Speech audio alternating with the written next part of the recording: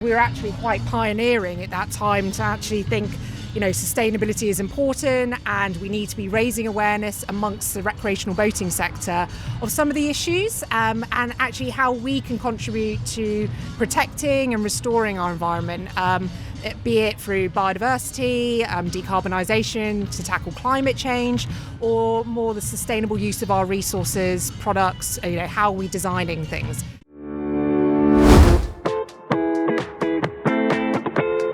So here we've got Kate and Ed. Before I spend ages introducing you, why don't you just introduce yourself, Kate? Would you like to say who you are, who you work for and why you're here today? So I'm Kate Fortnum. I'm the Sustainability Manager for the Royal Yachting Association, and we come to the Southampton Boat Show every year. I've been coming for the last 11 years and predominantly in my role at the RWA, we've got an environmental programme called the Green Blue, and this year is actually its 20th anniversary. So We're celebrating it at the show because this is where it was launched. So environmental sustainability has been really important to the RWA, and actually it was set up in partnership with British Marine.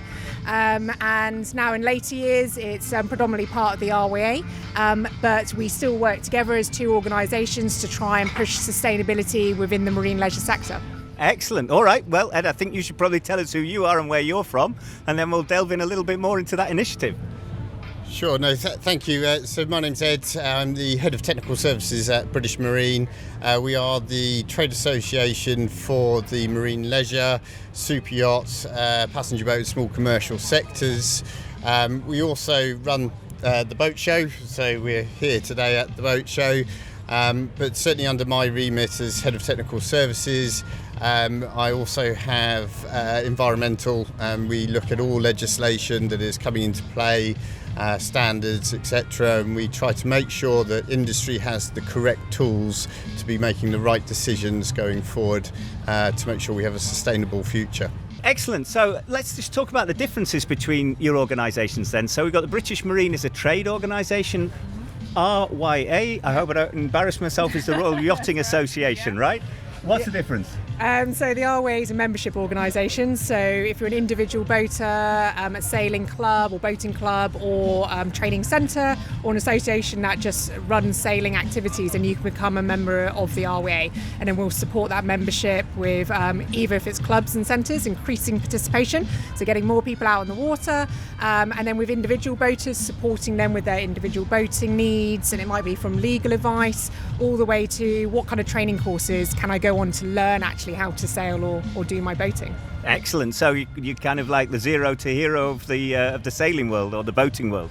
We're definitely the kind of the end user, and I'd say British Marine are the industry, and I'm sure Ed will talk a little bit more about that in terms of providing all the businesses, everything that the boats that we need to go sailing with, the products and the services. Is that right, Ed? That's absolutely correct. So we are very much an industry body, industry trade association, again a membership body, and we're there to serve our members. But so the industry itself covers, as Kate correctly said, the boat builders. I suppose where the crossover comes through to the end user is the charter companies that we represent as well, the inland hire boat sector and that side of it. But yes, we're very much the industry side. Excellent. All right then. And so, of course, sustainability. I'm a sailor myself, and we love to say, oh, it's brilliant, we get out, we don't use carbon. But there is a lot of carbon involved in our industry or in our passion. And so what does sustainability mean to your two organisations? You've already spoken about the 20-year anniversary. Tell us a little bit more about that, and then we'll maybe go through some sustainability subjects, and you can tell me what you're doing and what's happening in the industry. Yeah, I mean, the word sustainability is really social sustainability and environmental. But if you're talking about the environmental side, the Green Blue programme, which is an environmental outreach programme that the Royal Yachting Association has. It was launched back in 2005, so we're celebrating our 20th anniversary this year. Well done. Can't believe how long it's been around. But it really shows that back in the day, both the RWA and British Marine came together to set up that programme, and we were actually quite pioneering at that time to actually think, sustainability is important and we need to be raising awareness amongst the recreational boating sector of some of the issues and actually how we can contribute to protecting and restoring our environment, be it through biodiversity, decarbonisation to tackle climate change, or more the sustainable use of our resources, products, how we're designing things. So there's a lot to cover, but over the last 20 years we've been building that knowledge up, and new things come around all the time. And we're still working together as two organisations to really shift sustainability in our sector. And that is the key to sustainability. We have the opinion in our organisation and Progress Factors. As you know, we help other organisations to decarbonise, but also to create business models out of sustainable opportunities. And we always say everything we need to save the planet has already been invented. We just need to get people to work together. So it's really, really motivating for me to see these two organisations attacking British marine, if you like, or attacking British sailing from different angles. And still working together to make sure that we've got that 360-degree approach. And I know also British Marine, they set up a charter and a pledge back in 2017, was it, when Leslie Robinson joined? Maybe I got the year wrong, Ed.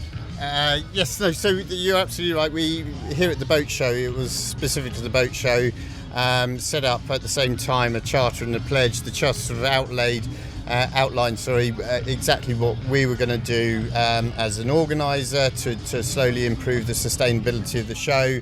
The pledge was voluntary things that our exhibitors could do, including things like removal of single-use plastics, printed brochures, that type of thing, making sure their stand is as reusable as possible. And slowly, over a period of 5 years, we brought those voluntary items into mandatory. And that sort of came to an end last year. So we looked again at what we can be doing to really drive a more sustainable show here. And so this year we've introduced the carbon offsetting programme in conjunction with Yacht Carbon Offset, one of our British Marine members who specialises in that area, as a voluntary measure for our exhibitors to take on to help us offset some of that carbon. And we all just met up at the annual Sustainability Awards, which I believe it's the 7th time you've run it this year, right? Yes, that's correct, and it's great to see that it's really picked up pace. We're getting more and more entries into the awards, but not only that, the thought that is going into the awards has really improved, and it's really about two different things. It's about what they're doing here at the show to try and be as sustainable as possible, and how they're pushing that message of sustainability here at the show as well. But it's also about what they're doing as a business. So it's looking at the two different sides, and it's been fantastic to have so many entrants this year, and of great quality as well. Excellent. Can you just tell us a little bit about the company that got the first prize this year? I know there were 3 prizes, but who was top of the pile? Yeah, the top spot. So the top spot went to Marine Hygiene this year, and really their entire company has been built up on a sustainable sort of platform. The product itself is obviously about sustainable cleaning products to be used in the marine industry. And also everything that they're now doing, whether it's the shipping, low impact shipping, through to the packaging, through to, in fact, they are also going full carbon counting as well. So they've really stepped above what a lot of industry is doing. And Kate, tell us about wetsuits. Why are you so fascinated in wetsuits at the moment? Well, wetsuits keep me warm when I'm out in the water, so that's one fascination. But the problem is we have a lot of wetsuits out there, and yes, a lot of other people enjoy wearing them as well. But at the RWA, one issue that we're trying to tackle at the moment is the amount of waste from our sector going to landfill, being incinerated, and that could be tons every single year. But we have wetsuits, neoprene items, we have sailcloth, and we also have kit and staff uniform as well. And we're very much aware of, where is this going? What happens to the end, when it comes to its end of life? Yep. And is there a better way? And there are organisations out there now building momentum, and having purpose-led businesses, I suppose, where they're finding an environmental issue, developing a business model on top of that to then have a positive change, which is fantastic, because not only are you getting economic sustainability there, you're also having that environment. And actually today, this morning, we had a panel discussion where some of these organisations came along and showed us what they were doing in terms of reusing kit, so selling it on so other people can access our water sports at a lower price rather than maybe more expensive kit.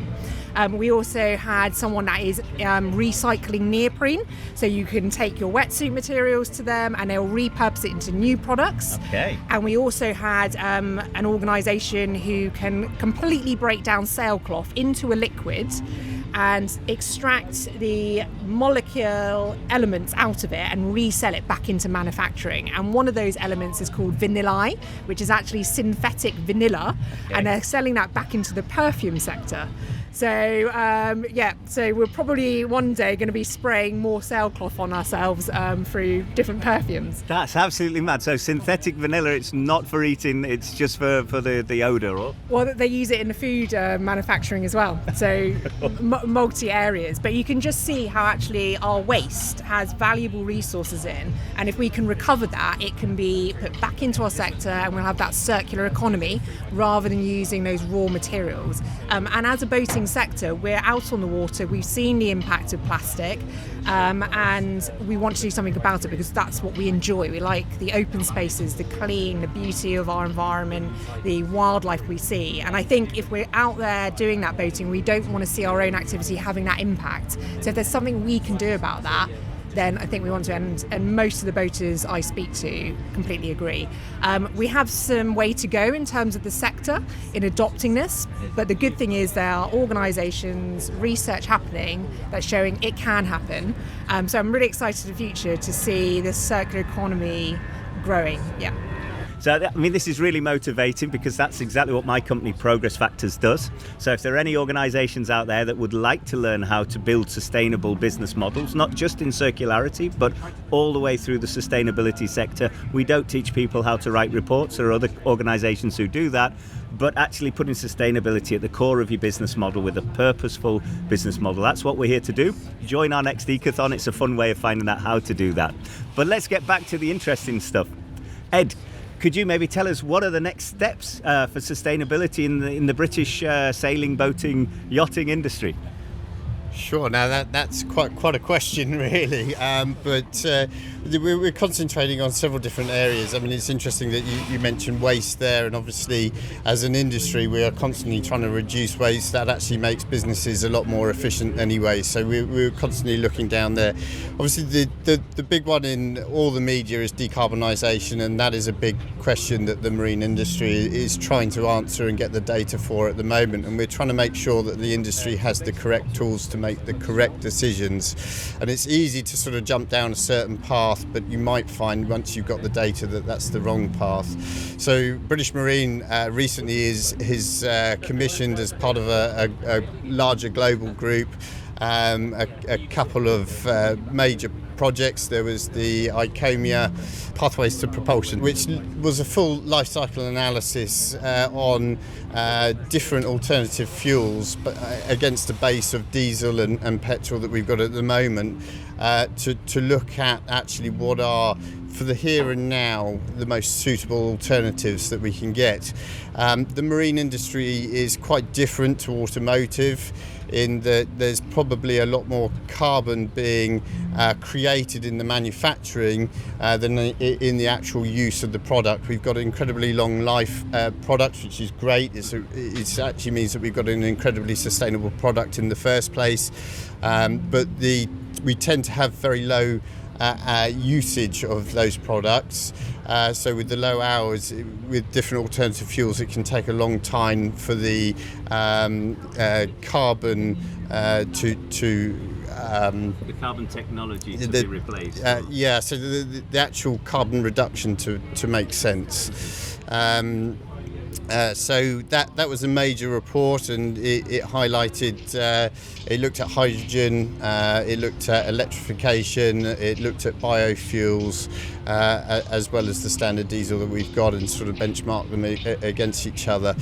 The follow-on from that is we're now looking at, as was mentioned in Leslie's speech at the awards, the project being led by EBI, ICAMIA and the NMMA, and we are sitting on those working groups as well, and that's looking at the framework to set the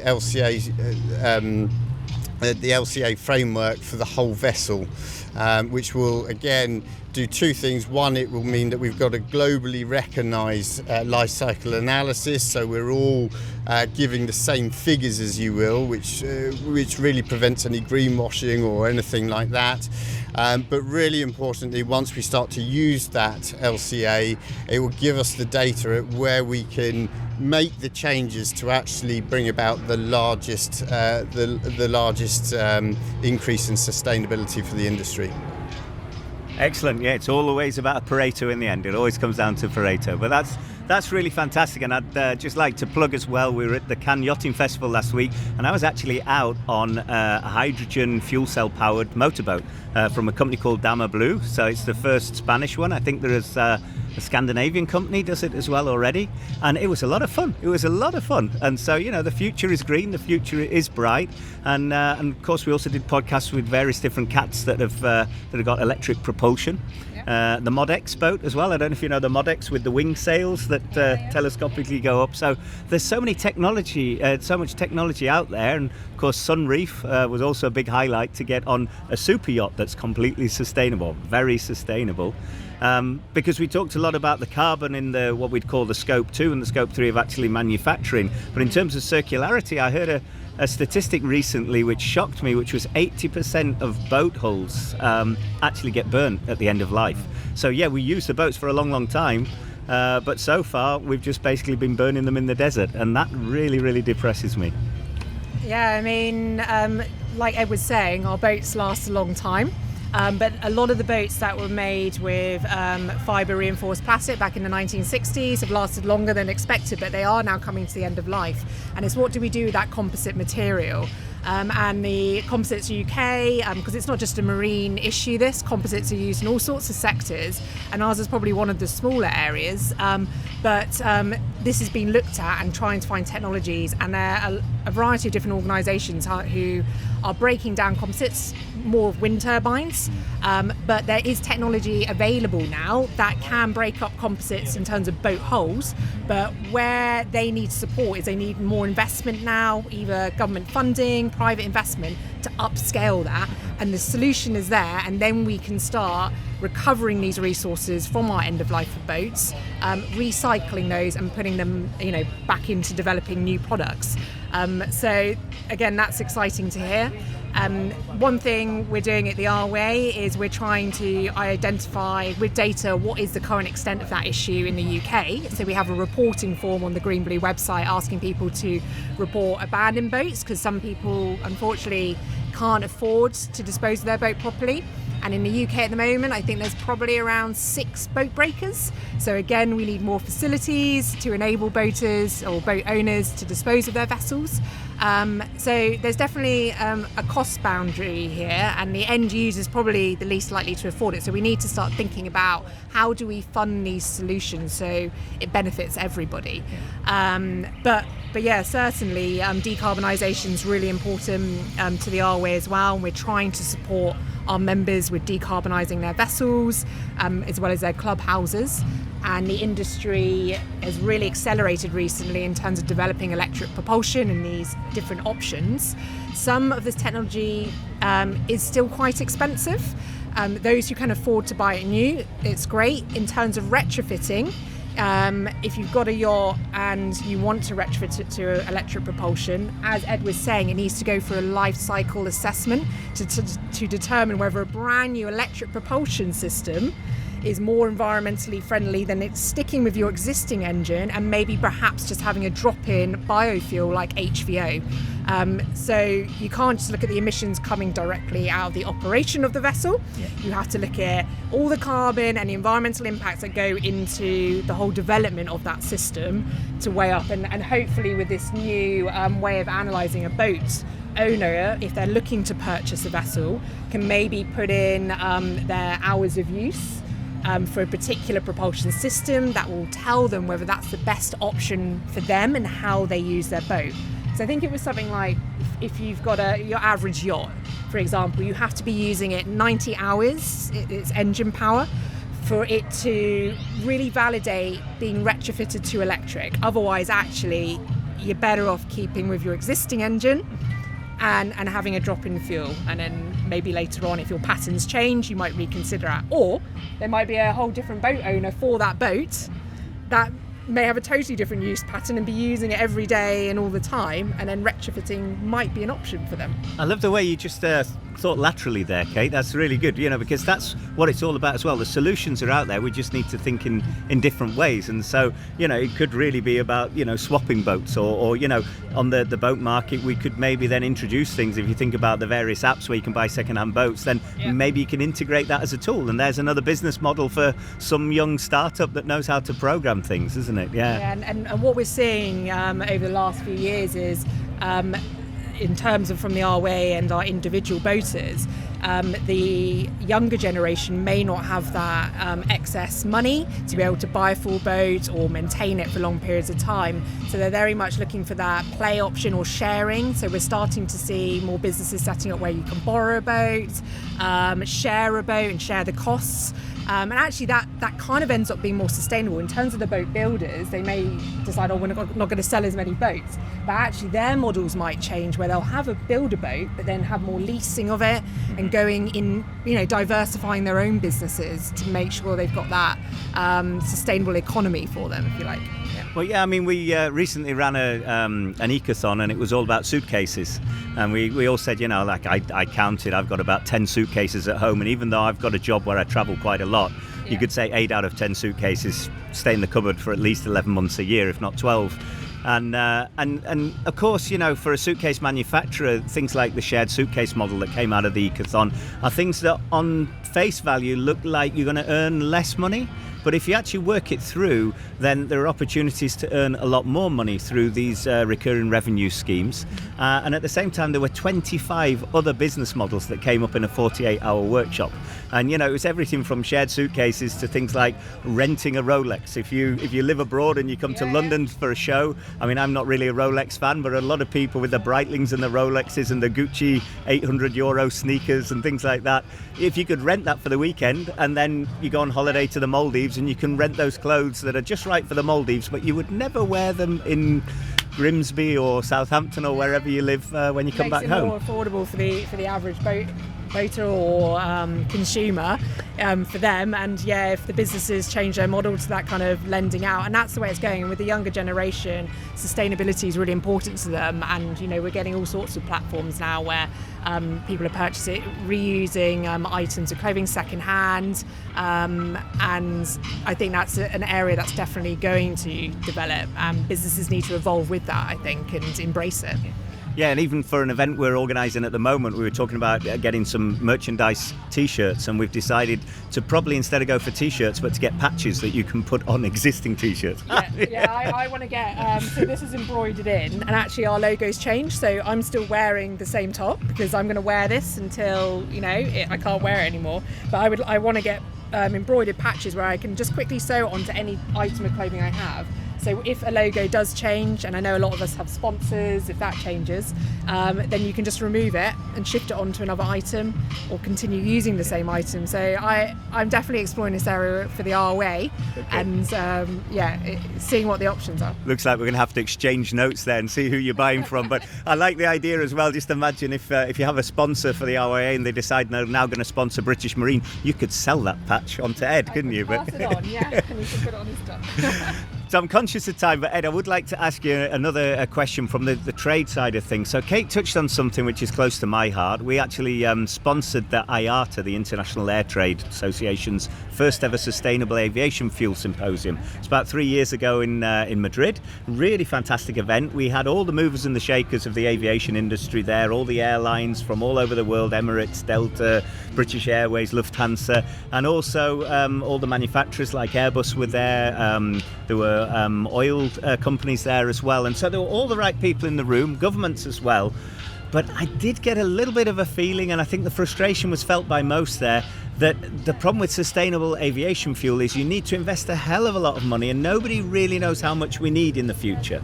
But we need to get started now to build the refineries. I think it's 5 years to build a refinery. If we don't have them by 2030, we won't manage the 2050 pledge for decarbonisation. But everyone was kind of saying, well, the government needs to pay us some money or at least guarantee things. And, you know, the airlines need to tell us how much SAF, how much sustainable aviation fuel do they need. And then the airlines were saying, well, you need to tell me how much it's going to cost. And it kind of went round in circles a lot. So, Ed, what's your take on that when it comes to things like artificial methanol, I think, is one of the things for the boating industry, and SAF, or sustainable boat fuels altogether? So generally, the two main ones, particularly for the sub 24 metre range, we'll be looking at HVO, so diesel substitute, and e-gasoline, which would be a petrol, synthetic petrol that can be made. Yes, there are issues surrounding that, particularly with the refineries. And then when you look at the full LCA, as with anything, there are green versions of HVO and there are less green versions of HVO. So it's really essential that actually the government have the correct legislation in place to govern how that fuel is physically made, apart from anything else. The study that we produced showed that it's a really important part of our sector's decarbonisation plan is to have the ability to have a drop-in fuel such as HVO, and Kate sort of hit the nail on the head with what she was talking about, particularly on the refit sector. You know, if we had everyone that went out and refitted their vessels, actually we'd be putting more carbon into the system, particularly with the number of hours that you use. You know, if you buy an electric car, for instance, the point that you become carbon neutral on that over a diesel is normally, and don't quote me on this, but about 3 years or 40,000 miles.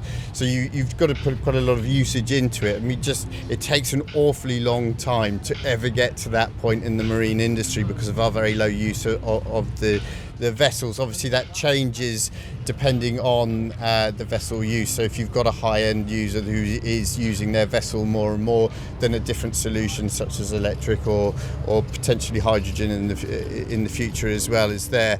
The infrastructure is a major issue no matter which direction you look at. So if you want to electrify, we obviously need to have the infrastructure in for charging and doing that. We've got great members such as Aqua Superpower who are going about doing that. They've got some good government funding from Shore that has given the ability to go out and start doing that. But you know, there's a long way to go to make it a really viable option. With HVO, again, you're right, the refineries, unfortunately, I don't think we have a single refinery in this country that actually produces HVO. So again, we're importing and then we become dependent on other nations, etc. So there are issues there. I mean, the thing is, the main thing is we're doing something, and it's really, really motivating, you know, to hear about all the things that your organisations are doing. And I'd like to thank you both for the wonderful work that your organisations are doing, and also for the time. We should also probably thank Bramblecrest, who were kind enough to give us this lovely sitting area so that we could sit down. There's a lovely chill pond there and music playing in the background. Hopefully everyone could hear us with the microphones. But thank you very much for your time, and thank you for all the work you're doing. Yeah, no, thanks very much. Thank you.